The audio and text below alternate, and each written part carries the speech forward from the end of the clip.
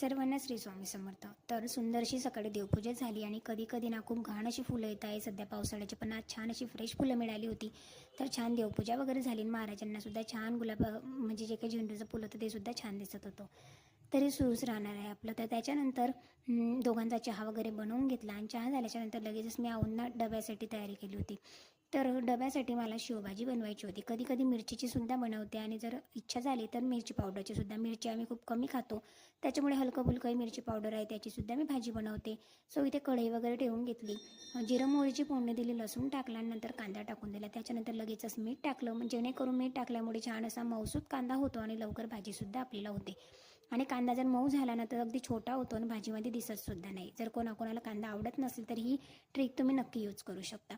त्याच्यानंतर पावडर मसाले टाकले, हिंग टाकला, धनापूड टाकली, गरम मसाला टाकला आणि किचन किंग मात्र आवर्जून टाकते जेणेकरून छान अशी टेस्ट येते भाजीला. लाल मिरची पावडर टाकली.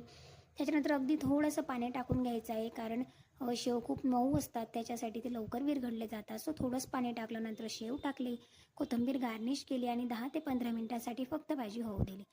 तोपर्यंत साईडला मी 10 ते 15 मिनिटांसाठी कणिक भिजवून ठेवलेली होती, जेणेकरून त्या कणिकच्या सुद्धा पोळी छान मऊ येतात, तेल न लावता फुगतात सुद्धा.